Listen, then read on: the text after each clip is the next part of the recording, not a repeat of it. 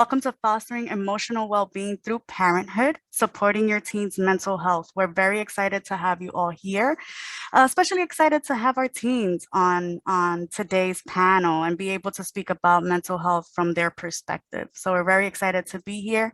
As I mentioned at the beginning, we will be recording this session. So if you would not like to be on camera, would not like your name to be on the recording, please remove your name and please take your cameras off at this time. Thank you so much. Let's get started. So my name is Josephine Crisostomo, and I will be one of your moderators for today, but introducing all of our great panelists and our moderator who will take it away later on today. My name is Josephine, and I'm a program manager at the Mayor's Office of Community Mental Health, where we provide, and let me see where it goes here. There we go. There we go. Where we are an unprecedented citywide commitment to promote mental health for all New Yorkers. We partner with 13 city agencies and nearly 200 nonprofits to offer supports to 30 innovative mental health programs that serve thousands of New Yorkers, regardless of insurance, regardless of immigration status, regardless of age as well. We are partnering today with the JET Foundation, which is a nonprofit organization that protects emotional health and prevents suicide for teens and young adults in the United States.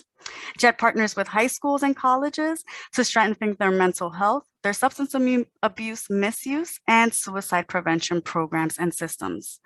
We're very excited to be joined today with our moderator, Dr. Wenimo Okoya. She is the Director of High School Programming at the JET Foundation. We are also joined today by our amazing panelists, Ms. Anisa Nazir, who is a senior at Benjamin and Cardoza High School. We have Ms. Rebecca Izkiyayeva, who's a senior at Leon M. Goldstein High School. And we have Ms. NABEEHA Islam, who is also a senior at Benjamin and Cardoza High School. I'll now pass it along to Dr. Wenimo Okoya, who will take it away for us.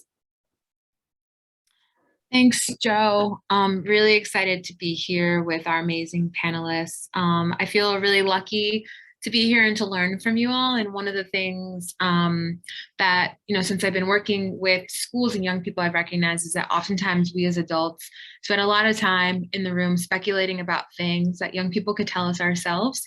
So I'm really excited that this panel has been set up to spend the majority of time hearing from young people. And I have the privilege of sort of just setting up the conversation and creating space for young people to share with the parents and the audience what's best for them and the teens that you might have at home.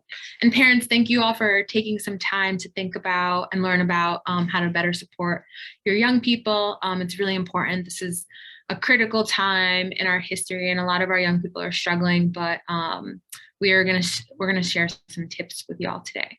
So if you could go to the next slide, please. This is sort of just an overview of the current need that we have seen, and this data comes from the city. 1 in 6 youth have experienced a mental health challenge every year. So it's a pretty high number. So young people who are experiencing mental health challenges, we think that it's important for us to normalize what they're experiencing, because it really helps to make them feel a little bit better if they know they're not the only one going through it. So being clear on that data, I think, is really helpful in eliminating some of the stigma that folks might experience, and making young people and their families recognize that they're not alone if they're experiencing a mental health challenge. 1 in 6 young people experience some sort of mental health challenge in a year. And about 75% of mental illnesses develop by age 24. So adolescence is really a critical time for young people in terms of their overall development, but especially in terms of the struggles that they may be having with regard to their mental health. So rather than trying to avoid conversations around mental health and mental illness, it's really important for us to engage them, figure out how to support young people head on, and recognize that mental health is a type of health. We would never ignore something like a stomach ache that's gone on for months and months and months and months, but for some reason with mental health, we oftentimes take the approach of letting something go, or it'll get better over time. in ways that we wouldn't with physical health illnesses. So it's really important that we begin to reframe mental health in the same way we do physical health. And about 50% of mental illness is developed by the age of 14. So if you have younger teens, thinking about how to support their overall mental health is really important too. And then this one I think is really critical. About half of youth don't receive any sort of support. And that's really important. I think that's why y'all are here today. It's not, mental health is sort of on a spectrum, right? There are illnesses, but there's also general struggles that young people have and that we as adults have. So it's important that young people in this critical stage of life, and we as adults, right, get the support that we need. And oftentimes research has shown that the presence of supportive buffering relationships are what cause young people to overcome adversity or a situation. And being in the middle of it and coming out of the peak of the pandemic, so many of our young people need additional support. So it's really important that we focus on that as well. And just thinking about anxiety and depression, these are words that are overused, I think, in our society a ton, but they're the most common sorts of mental health illnesses that we hear, that we see in the data with regard to youth. So when we use the term mental illness, I think that it can be really, really weighted, but most of that is related to anxiety and depression. And with the extreme isolation that we've seen in the pandemic and the extended periods of loneliness, anxiety and depression rates have increased during the pandemic for obvious reasons. So with that being said, the need with regard to mental health is pretty high with our youth, but the good thing is that we know that there are a number of supports we can put in place in order to help young people overcome this period and any other mental health challenges they might be experiencing. So I think that the slide gives a bunch of really kind of heavy numbers that can be really overwhelming. But the bright side of this is that we have the tools to support young people, right? So by listening to them, by providing the support that they need, by referring them accordingly, we can actually help our teens overcome what it is that they need. One of the things that we have been lacking the most during the pandemic has been connection. So we have not been very connected with each other. Teens and young adults have not been connected with their peers. They've spent a lot of time in households with their families. So figuring out healthy methods of connection for young people at this time and encouraging that and supporting that is really going to help them to come out of this. So that's really all I want to share on this slide with regard to the need. If you could go to the next slide. There was one more, I think. The JED slide. I don't know where the JED slide went. Okay. Sorry, I thought this one was next. So no, yes. Go ahead, Wenimo. Okay, sorry. So I just want to talk a little bit about what our organization does and the ways in which we work with schools and teens and young adults. So we're a nonprofit organization that promotes emotional health and prevents suicide for teens and young adults.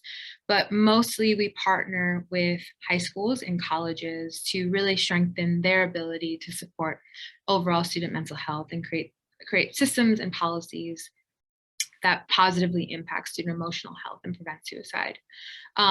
So we do that by working with school staff at colleges and universities and high schools, and also, as we are today, by making sure that we're meaningfully engaging young people.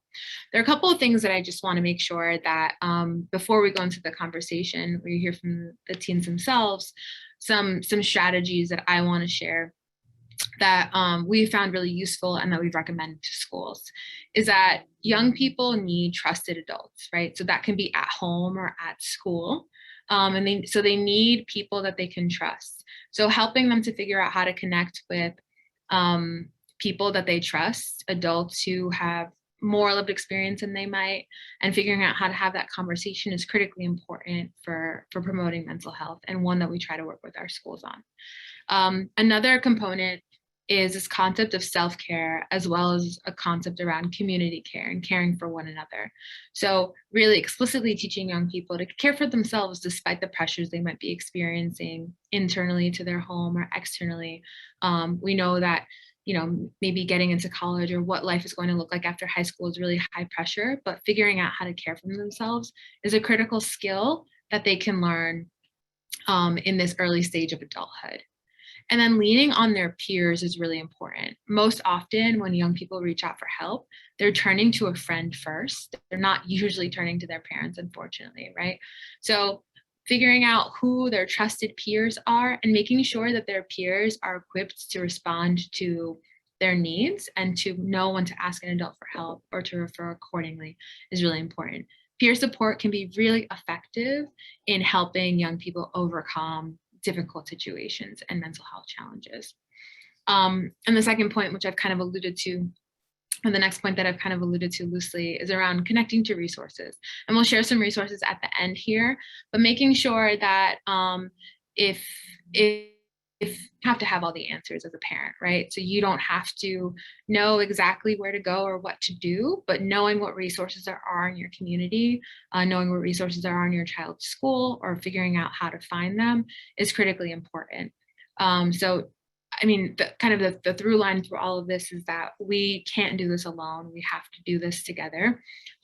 Peer support, support from other adults, the resources in our communities that work for our young people, and helping young people figure out how to in a healthy way lean on their peers is going to be really critical to helping us kind of move past this moment and the persistent mental health challenges that we're having.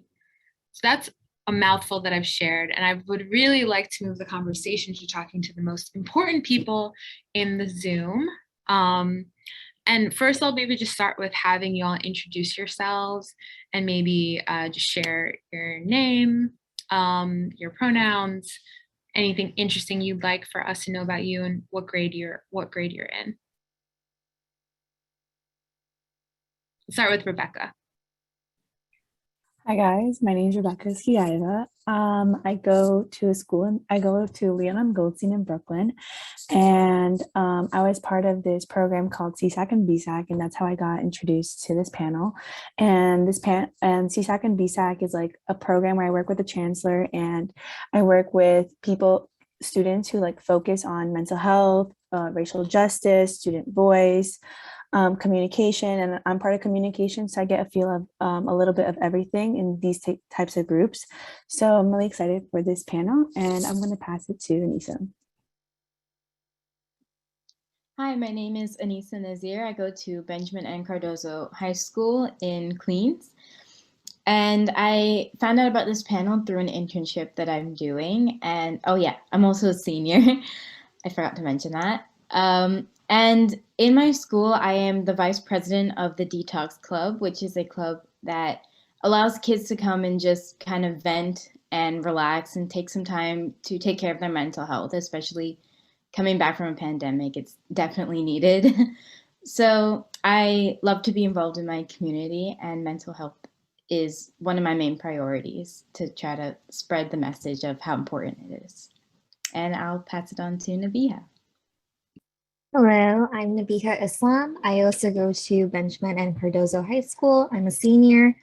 Something I guess interesting about like me and my contribution to mental health is I'm currently the student body president of Cardozo High School. And so a big part of like my initiative or something that I hope to accomplish before I leave the school is making sure that students know and have the resources they need for their mental health. I think sort of laying the foundation is really important for me, so that the students that come after me will have the type of resources that I felt like I might have missed out on in my freshman and sophomore year of high school.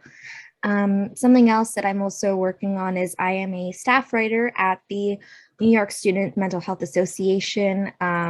It's a website, it's an online article website where basically me and my other peers go on to write personal narratives, educational articles about kind of everything pertaining to mental health. And we're sort of spreading the message in that way.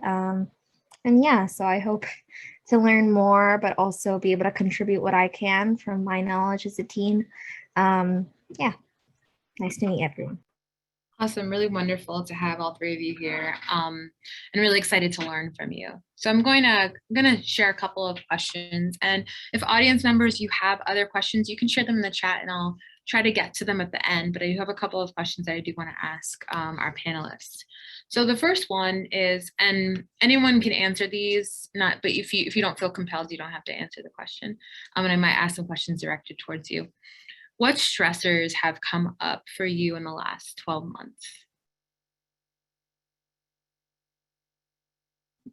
So I know for me, one of the biggest stressors was constantly being worried about coming back to school from the pandemic. I feel like I'm one of the only kids that actually enjoyed online learning. I don't know. It just helped me with time management, and I actually was able to improve my mental health quite a lot. And when there's constant talk about, okay, we'll get back to school in the next 3 months, or we'll get back to school in the next week. Oh wait, no, it's been moved to 5 months from now. And that constant like stressor of, well, how do I get back to normal life was just I don't know. It was just constantly giving me anxiety. And yeah, I mean, that was absolutely crazy. But now that we're actually back in school, it's crazier, but we're getting adjusted to it. Yeah, I think that period of uncertainty is enough to trigger anyone. And we were in a long period and continue to be in a long period of uncertainty. Thanks, Anisa. Rebecca and NABEEHA, do you have anything to add to that? Yeah, so some stressors that me and my colleagues have, and I agree with Anisa, is I have anxiety when I go to school sometimes. So before Corona, during Zoom, I actually had a horrible time during Zoom because I kept procrastinating. I kept like not having my life in a certain schedule. And I understand like some people like, like Anisa, she has like more time to focus on her mental health. But for me and other students, I feel like it was much more different. So I feel like everyone had like a different experience. I couldn't focus a lot.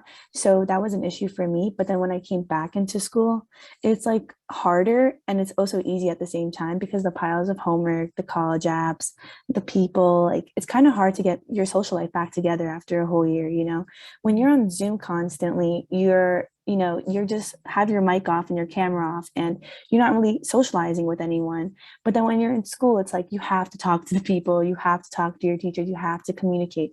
So it's kind of hard to transition back and everything kind of went like really quickly. So since everything went really quickly, it's really hard to adjust, especially for some students. I think the freshmen and the sophomores, especially in my school, I don't know about you guys, but they have a really hard time adjusting. And every time I meet them, they're very like, most of them are really outgoing, but they're very shy and they're very like much more different than the juniors and the seniors because we still had time to like communicate and socialize, but they never really had the time. So it's kind of like they're still adjusting to their period, like a period of their time in school. So it's kind of like we need to help them more. And we did create like a program for them, but it doesn't seem to really be helping. So I guess, that's a really stressor for them and us. Yeah, I think what you're expressing, Rebecca, highlights, the fact that for 2 years we've all been in like flux, just like things are changing and then staying the same, and not this like period of unpredictability, and that in and of itself is stressful. And thanks for pointing out too that freshmen and sophomores, many of them started new schools during the pandemic and have had to constantly adjust to different ways of doing school.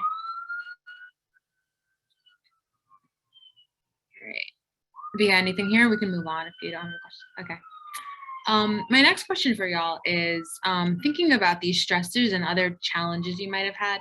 How is it that you cope, and how have you coped recently? During the peak of the pandemic, what are some of your coping strategies? I can go for this one. So I'm very lucky. I have a good, like a very close best friend who's like my sister, and I have a sister who I'm very also close with, and I'm very lucky for that because sometimes I can't always go up to my parents and just rant to them. So for my to get everything out, I rant a lot, I complain a lot, and I think that's completely fine because that's how I get my stressor out. Usually, I also do sports, so that really helps me. But I feel like talking to another and like getting it all out rather than just keeping everything in, like about the amount of homework you have, the teachers, the bad days, and all of that. I feel like it's bad to really keep it in, and you just have to get it out once in a while. So I feel like ranting is kind of a thing that I like to do. So like maybe if you have kids and if you want to help your child, maybe like gain a trust and try to talk to them and ask them how their day was and what's up with them, and so I feel like that's one of the main things that I can deal with and work with. So yeah. Thanks, Rebecca. Yeah, venting and getting it out there is really important. Otherwise, it continues to swirl in your head. Anisa and NABEEHA, how do y'all cope? So as I mentioned before, I'm the vice president of the Detox Club. But last year, I was just like a team member. Like I was just part of the club. And that actually helped me quite a lot. Over Zoom, I would have like some weeks where I just did not want to log on to class, or I would just turn my camera off and sleep through class because I just could not focus. And I just was very just down. And that club really helped me. I was able to go and talk to, my fellow peers and really discuss like how everything was affecting me, and then learning how it also affects other people in the same way. It made me feel like, okay, I'm not like that alone in this. Like it's not just me feeling this way. Mm-hmm. And then after a while, like that 1 hour on Zoom for the club was just the best hour that I had within the whole week. So definitely joining a club and being more active and having outside activity besides like, oh, you have to study and all that, like that definitely helps me a lot. Yeah, it sounds like both of you are getting at this point around peer support and that being really important, and just figuring out ways to engage with people your own age and finding commonalities can that in and of itself can be like really, really healing and productive. Yeah, I wanted to add something where, in my own experience, I've been diagnosed with OCD since I was 7 years old. And then more recently, when I was like 14, was diagnosed with depression. And so I feel like I've been through all the types of coping mechanisms, whether it's like, oh, go start rant to people, talk to people. I've gone through that. But then at times it's great. At times I feel like sometimes my friends aren't the correct people to talk to, or aren't the best people to find any consolation in. And that's also partially because they're also going through the same thing. So no one really has that set answer. And then I've also gone through the other, other methods of like, maybe I have to pick up some sort of activity. I mean, I'm one of those people that has probably had to dabble in pretty much everything, like whether that's like painting and sewing and crocheting. I've done literally, I feel like everything to sort of, get my mind off of myself and then what's going on in my head. But I think that there's almost kind of something to say or a message behind the idea of there's not one set way to cope. And it's like there's never going to be a way for you to cope that's going to work in every single situation. And it's mostly sort of tumbling through. So it's like tumbling through, kind of, getting grimy, getting like messed up while you're also in the process of trying to heal yourself or trying to relieve yourself of stressors. And yeah, so I think it's more about, for me, the way that I cope is that I just learn to pick myself up a little quicker each time that I go through something. Whenever I say go through a depressive episode or something like that, like it's more important to me whether that's, again, picking up crocheting one more time or speaking with friends and things like that. It's important for me to get back into the loop of things a little quicker each time that I get down. Yeah, thanks for sharing that, NABEEHA. That's really interesting that you kind of, what you're sort of describing is like having a toolbox. How did you develop that? Like who taught you, to reach for those different things, or did you kind of do it naturally?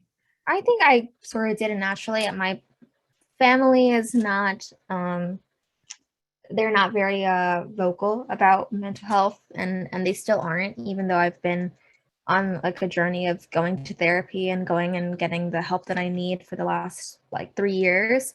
There's still those like discrepancies. And then, for me, I think created it by myself, and I tried my best to see what plainly makes me feel good, what makes me feel happy, what do I feel like I'm doing, and then I lose track of time because I'm not genuinely thinking about anything else. And then I realized, okay, I want to do more of those things. I want to feel more like that. I don't want to feel like a heavy burden of anxiety all the time. Let me do something that's going to distract me, but also at the same time, I don't want to distract myself to the point where I'm not confronting the issues that are at hand. So I think I'm still, there's no perfect answer. There's no perfect way that I've mastered how to do that yet. Still learning and evolving for sure. Yeah. Thank you, all three of you, for sharing those coping mechanisms. I'm an adult and I'm still figuring out what my methods of coping are. And they change from time to time. And there's some things that stay consistent, like going to a peer or, meditating or those sorts of things. And so on a similar note, what type of resources have each of you utilized in order to support your mental health, or that maybe you've seen other of your peers utilize that you think were helpful, and some that maybe weren't so helpful? So I definitely enjoy, I know you can go on YouTube and find like all different like meditation stuff, or like I always had a difficulty with sleeping whenever I'm stressed. Like I just cannot sleep. So I always put like rain sounds on in the background, or like a noise machine or something. And that usually helps me quite a lot.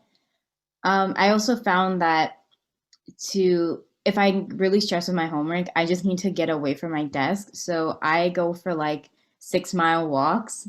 I know, like, I really enjoy walking. So being outside, I know, like, being one with nature sounds cheesy, but it really helps, honestly. I think getting outside and away from your phone, away from the screen, away just from everything, it can definitely help, like, clear your mind a little bit.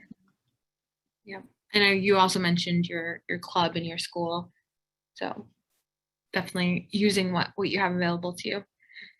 Rebecca and NABEEHA?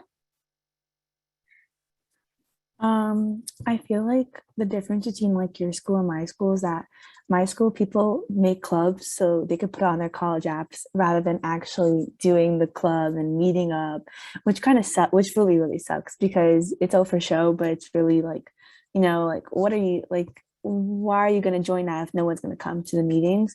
So I feel like that's a resource that sucks. And another resource that sucks is that no one really puts out there that we have counselors. And I'm pretty sure we don't have counselors because I'm not even sure if we have counselors because no one puts it out there. So there's not really a person in our school that you can trust or go to. So like that's a major issue. And to agree with Anisa, I love going on walks. So when I'm really stressed, like when I'm studying, I like walk around my block and I just come back in and I just restart. And also another thing I do is I have to like go on a detox. So I delete all my social media and I just like restart everything. And then I just slowly get back into it rather than like getting into it right away. So like I can do my homework, stop procrastinating and all of that. So I like the walks but a thing I disagree with is that meditation, journaling, it doesn't really work for everyone. For me, it doesn't personally work. And I think that's what sucks because like we said before, not all coping mechanisms work for specific things. So like I've tried journaling like 10 times, meditation, like I haven't found it yet, but I'm still working on it. And I feel like a lot of us are. So like it's kind of like hard where they just give you like a set amount of coping mechanisms, but none of those coping mechanisms work for you. So it's kind of hard, like on your journey, to find one. And as we said before, like there's not a specific one. So yeah. Mhm. Yeah, you have to find what works for you. I do want to just comment on, it's interesting that you I think that I've heard this from young people a lot, is they don't know what mental health resources are available in their school. New York, we're really lucky that there are mental health programs connected to every school. So for the parents out there, and I think we'll talk about this a little bit at the end, we're going to share some resources for you in terms of mental health resources connected to your teen schools. The city's just so big, it's hard to share all the resources. So that's part of what we want to do here today. Thanks for pointing that out, Rebecca. Any other resources that you want to share that y'all have utilized? So thinking like kind of beyond that, right, what you've used, what are the resources that you'd like to see? So think broadly, right? The world's our oyster. No boundaries here. What resources would you like to see? What sort of support would you like to see, either connected to your schools or outside of your schools? I think something that I would want to see is like, I think that a lot of the places where students, and I know myself, find resources is via social media. But at the same time, it's become sort of like a war zone on social media, because half of it is people who are really trying to push their agenda of, mental health, and let's be vocal about it, let's talk about it. But at the same time, it leaves room for like extreme negativity, to the point where it's like no one has any filter, because who's going to actually hold them accountable for what they say and what they do. And so in that way, it's a really scary place. And I don't think that a lot of us realize how severe it is until it happens to us. And when we see the severity of, say, cyberbullying, or sometimes we don't think of it as cyberbullying because it's become such a normal thing to do. But what I'm trying to say is that I think that a research that I would love to see is more vocalization about social media, like etiquette. I don't know if that's like the best way to describe it, but knowing how to speak on social media. I think it's like people have it's a completely different language. When we're on our phones or on our computers, it's a whole different language that we're speaking. And it's one that I think parents might be unfamiliar with, but at the same time, kids themselves are unfamiliar with it. There's such a weird like barrier, and we're sort of confused about what is right, what is wrong. Our morals are so crossed on social media. Something that you would never say in real life, it's completely 100% fine to say online, and no one really bats an eye, and no one has the time to track down who said what. And I think it's important for us to realize you need to understand that there are people behind these screens. This is not someone's message or video that you're responding to. This is a human being. Yeah. So I would love to see that on a more wide. Yeah, that's a really good point. We just spend so much time on social media. Having resources for young people. One of the things, and we do a little bit of training on this that we do, is like try to get young people to think before they post, right? So like, just if we paused, it all moves so fast. What might be different about what we post? But you're right, it's a resource, but it's also a really, really scary place. I agree with that, NABEEHA. Anisa and Rebecca, what would you like to see? I would actually just like to add on to NABEEHA as well. I think there's also an aspect of, there's obviously toxic negativity, but not a lot of people talk about toxic positivity, which I also see a lot on social media, that people are like, oh, it's okay, everything will be fine, you're going to be okay, you're going to be fine. And it kind of in turn dismisses the fact that sometimes it's okay to not be okay. And I think that a lot of people nowadays are so focused on, well, I have to be happy, I have to know what I'm doing at all times, I need to know what I'm doing with my life, I need to know like 100% of the time. And then the aspect of toxic positivity on social media portrays that, well, yeah, you have to be, so let's just kind of shove away the negativity. But I think it's very important for you to understand that whatever you're feeling is there for a reason, and that figure out what in your life is making you feel that way and how to cope with it that way. And that sort of positivity we need to have. I don't even just think on social media, it should be everywhere. Like, even I'm just gonna say in real life as well, even though social media is kind of real life too, for some things. But yeah, I feel like within resources, definitely within our schools, we need more counselors, more people who understand what kids feel and what they go through. I feel like a lot of the time the adults are just kind of like, oh, you'll figure it out. It's okay. You'll be fine. Just make sure that your assignment's in by 11:59 though. So I think there just needs to be a good balance and qualified people who go to school. I think like qualified therapists should work in our schools as well, along with that can help both the students and the teachers as well. I feel like sometimes teachers go through a lot as well, especially during the pandemic. You know, even my mom's an educator, so I've seen it like from her perspective as well. And it's definitely been difficult for everybody. So I think there needs to be mental health awareness for both students, teachers, staff, like everybody. Yeah, well said, Anisa. Rebecca, what would you like to see? I was gonna say something the same thing as Anisa. I just wanted to say, I feel like there should be a trust between you and the counselor. Most people are very afraid to go to their counselors because they do not trust them, and they think that they can expose them to their parents, or like there should be some sort of trust, some sort of regulations, and there should just definitely be some sort of like way where a child, like a kid, can tell you anything and everything and feel safe and be in a safe environment. Because when people go to school, they're afraid to tell things to their teachers because they're just like, oh, they're going to tell my parents. So, like, what's the point of that? I should just keep it in and keep it inside of me. And it's not really good to keep things in. And also, to add on to what Nisa and NABEEHA said about social media, for CSAC, we actually created this Instagram account about kids going back to school. And honestly, it helped a lot of students with like positivity. And all I see on Instagram is like very political.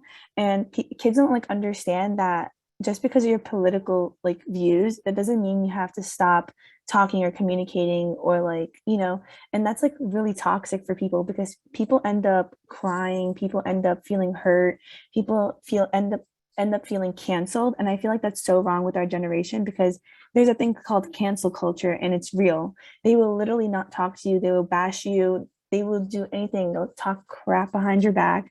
And it really sucks, but it's true. And we should abolish that cancel culture because people make mistakes. Kids make mistakes and that's fine. And I feel like that applies to school in general because we don't understand. A lot of kids are scared to say stuff because they're scared of failure. They're scared of not studying enough. And it's just like an ongoing period. So.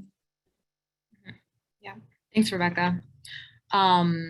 Yeah, you've made a lot of really good points there around one with regard to social media, and also I'm glad that y'all did that work. I do want to go back to the point about trusting adults in your schools, though, because this one seems to continue to come up. I wonder what y'all think that the adults in your schools could do, and parents even, to gain the trust of a young person, right? How do you? Because counselors, technically speaking, right, if you share something with them, unless you're going to share that you're going to hurt yourself or someone else, that information is confidential and won't be shared with your parents. But how could those folks work to gain your trust? I think before meeting with a counselor or an adult, there should be a verbal understanding, like, I'm not going to expose your details to your parents or something, because I know there are a lot of people in my school always say, oh, I don't want to go speak to whoever the counselor is or whatever because I don't want my parents to find out this information, or because I might have done something bad and it's weighing on me, but I don't want my mom to find out. So I think it's important to establish that trust, that I think the main trust issue is not actually between the child and the person that they're talking to. It's actually the parent and the child.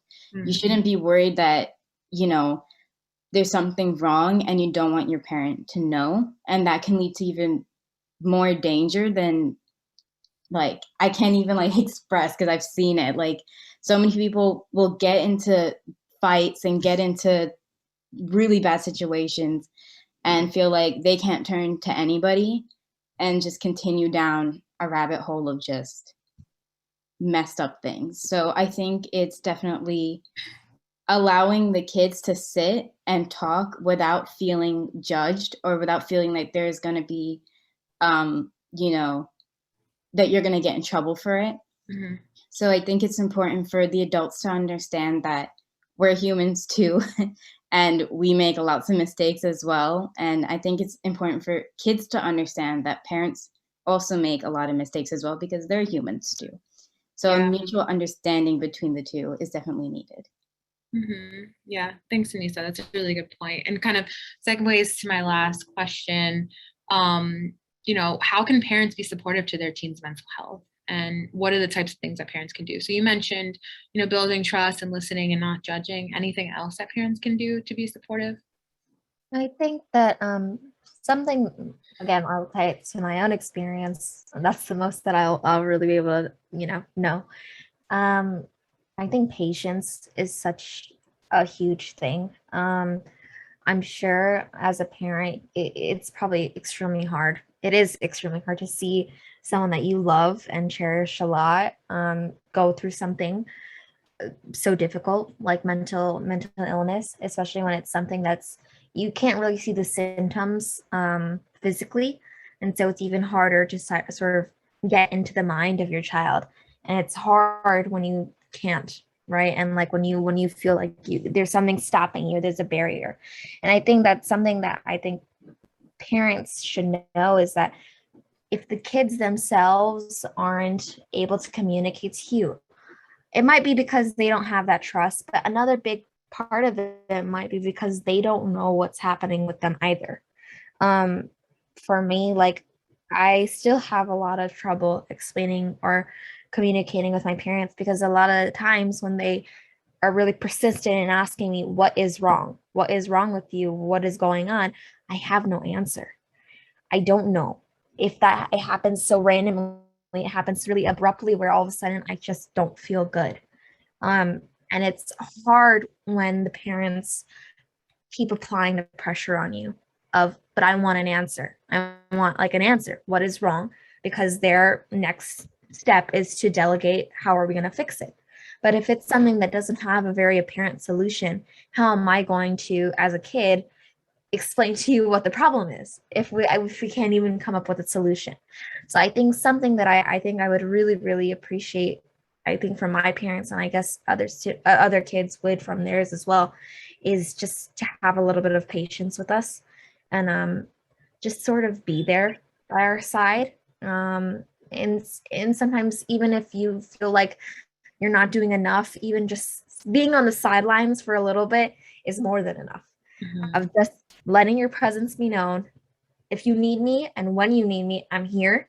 But for the meanwhile, I'm not going to keep pushing you to figure out or give me answers that you might not even know yourself. Yeah, thanks for sharing that, NABEEHA. I've heard that a lot too, is that from young people, like, don't try to fix me. I don't necessarily need an answer. All I need is support right now. It sounds like that's what you're articulating. It's a really good point. Rebecca and Anisa, any other thoughts on that?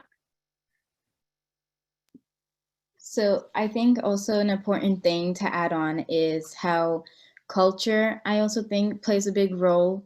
I'm from South Asian descent, and I know that definitely mental health is a taboo topic because you don't want to be seen as weak or insane or incapable of living a normal life. And that ends up putting a lot of pressure on people that they can't fix, or not fix, but, you know, help what's going on with them. So I think it's very important for people to, for a lot of parents who take culture into consideration, that please put that aside for 1 second and understand that your kid is more valuable than your social status and your social honor.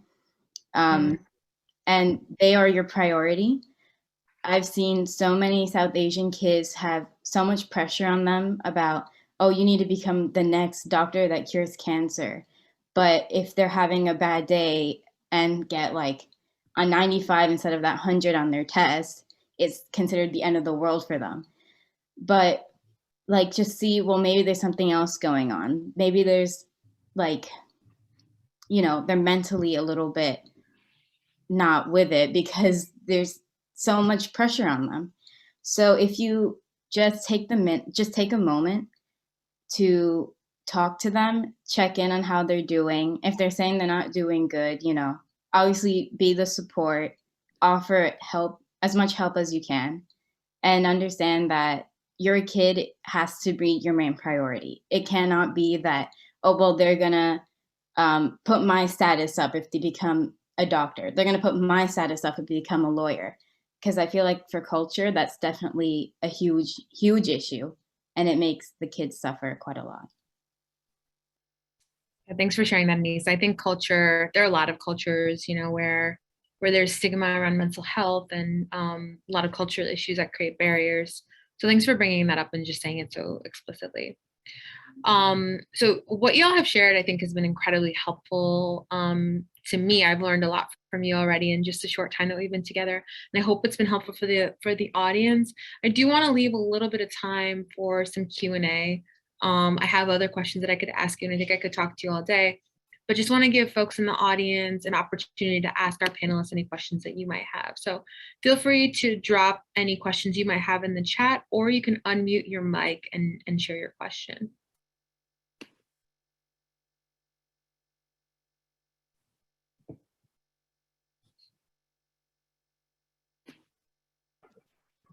Hi, this is Miss Patterson. I'm a mom of a middle schooler. How you doing? I just wanted to commend the girls because I'm on here and I'm taking notes, and a lot of the stuff that they said, as a parent, it's like, wow, just take a step back sometimes and just listen, and maybe we have to look at it from their perspective. So I really want to thank the girls for sharing and bringing light to mental health and how it really is important. And like, I think culture-wise, we dismiss it when it really is an issue. So just thank you guys for having this platform and for sharing it and having the students speak themselves. Thank you. Thank you for saying that, Ms. Patterson. And I 100% agree with you. They've done an amazing job. Any other questions or thoughts? We'll take more accolades too.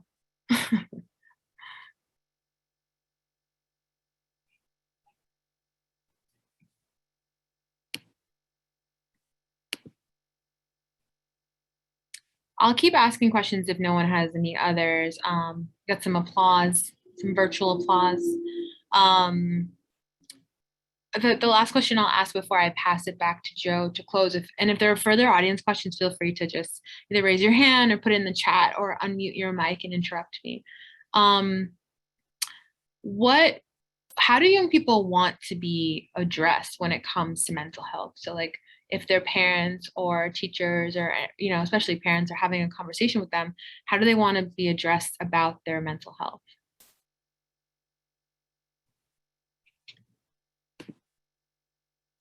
I think to start off the topic with mental health, I feel like a lot of kids don't want to explicitly say, I have a problem or there's an issue. So you kind of not be like nosy, but kind of like feel out the vibes and see like, okay, you know, they didn't do this thing today, but they usually do it. So like, what's kind of going on? And then just casually bring it up and be like, hey, is everything okay? And like, really just don't be like pushy about it. Like, what's wrong? You have to tell me what's wrong. Oh my God, I'm panicking. Like, don't panic, because when you panic, we panic. My mom is very panicky, so I can tell you that much. Please don't panic. But yeah, I mean, just be very gentle, but very like to the point about it, that, okay, you know, I kind of see there's something wrong here. If you want to talk about it, or if there's something I can do to help, just like let me know, without getting too much into their business. And make sure that you set a boundary with them that, okay, I'm going to ask you, and now it's up to you to bring the topic forward about, okay, what's happening here. Like, you don't need to, because I know a lot of parents, not everybody, but I know a few parents that do like snoop around and like go through their kids' phones and like trying to see, okay, are they dating somebody? Did they break up with someone and that's why they're upset? Like, that's really crossing a boundary. So just healthily ask the question and put it out there and let your kid come to you. Thanks, I- Anisa. Oh, Go sorry. ahead, Rebecca. I agree with Anisa, and I just wanted to say that, you know, add a little fun to it. I'm sorry, but like, you know, we can't just always be asked, "Are you okay? How are you today?" You know, add some fun to it. Like, grab a bite to eat, grab their favorite food. I don't know, just go bowling, just have fun with it, because you know they're still your child. Not everything is like, not everything has to be about their issues. Because like, you know, we go to school, everything's revolved around it. Like, we think about it 24/7, but you know, sometimes we just have to have fun with our families and our friends. And I think you should incorporate that while you know, like, let's go grab a bite to eat, or let's go get your favorite Starbucks drink or something like that.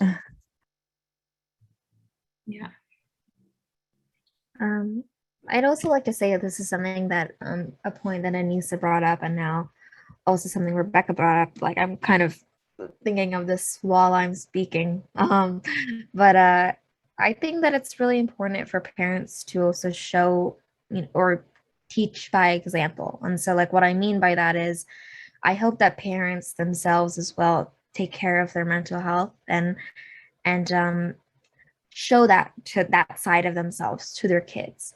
I think for me, I'm spending a lot of time at home, and the way that I learn how to cope, or the way that I learn how to address my feelings a lot of the times, is by how my parents do. And so if that itself is incorrect, or if that itself is not in a very in a very healthy way, then that's what I learn and that's what I take away. And so that cycle just completely, it keeps on repeating and repeating and repeating. And that's why, you know, at least for me, like, I see the generational trauma. I see the way that it's passed down to us, because we've all learned by example and no one really broke that barrier. And that's one of the things that I hope that me, as I get older, or maybe if I become a parent one day, that I'm able to break that cycle. But I think that, yeah, what I'm trying to say is that for parents to also show their kids that how to take care of themselves by taking care of themselves first. I think, like, showing off the fact that, like, yeah, I'm gonna go out and I'm gonna sort of have a day for myself, and I'm gonna, you know, go here and go there. Hey, do you want to come with me? So kind of like what Rebecca's saying. It's like, kind of join together, show by example the way that someone can take care of themselves and the way that someone can nurture themselves is extremely important in breaking barriers, breaking cycles. Well said, all three of you. I think really, really great advice. I've learned so much. Could not have said it better myself. I think what you've shown is that when we ask young people what they need, we get better answers than when we as adults try to sit in a room and try to decide for you. So thank you all three of you so much for your time and for just the privilege of being able to interview you and learn from you, and for all the parents who are being here. I'm going to pass it back to Joe to just close with some resources, but really, really grateful for this conversation. I wish we could keep going. Thank you, Wenimo. Thank you to our panelists, to Rebecca, Anisa, and NABEEHA. This was very insightful, very informative. I know that parents and caregivers on the line definitely took a lot of this information to reflect back to their teens. So thank you so much for providing so much insight. This was extremely helpful. I'm going to quickly share my screen for folks. We always want to leave you with resources and support that you can utilize on your own time. Of course, with the conversation that was guided today, all about our teens, all about our parents. Here you have 3 specific resources for this group. So the first one here, and everyone that doesn't know how to use a QR code, if you put your camera on your phone onto the little square dinosaur images on the screen, they will direct you exactly and directly to the guides. So the first guide is a guide for parents and teens, which includes peer-to-peer and parent-to-parent supports, on top of the other telehealth supports for both teens and parents. Then our second guide here is how to engage and how to talk to youth about mental health. We heard from our three panelists today that it's very important to have these conversations and open up these conversations. And as Wenimo stated at the beginning, to be a trusted adult in youth's lives in order to have this conversation. So we have created this how to talk guide, just how to talk to teens about mental health. How can we open up this conversation and engage in these conversations with our youth? And finally, leading with our mental health resources for children, teens, and young adults. This is more and more supports for teens and parents, but additionally also has supports for professionals that may work with youth. So for teachers, for staff that are youth-facing, or any community-based organizations that also work with youth. So please look out for our resources, get acquainted with them, and please utilize them in the future. And lastly, and if our slide goes through, there you go. We just want to say thank you from JET and from the Mayor's Office of Community Mental Health. We would like to thank you all for being here for this fruitful conversation with our panelists. And we want to thank Wenimo. Thank you so much, Dr. Wenimo, for being a moderator and helping us have this conversation with everyone. Thank you all, and I wish you a great week. Good to be here. Thank you. Good night, everyone. Good night. Thank you. Thank you, everyone.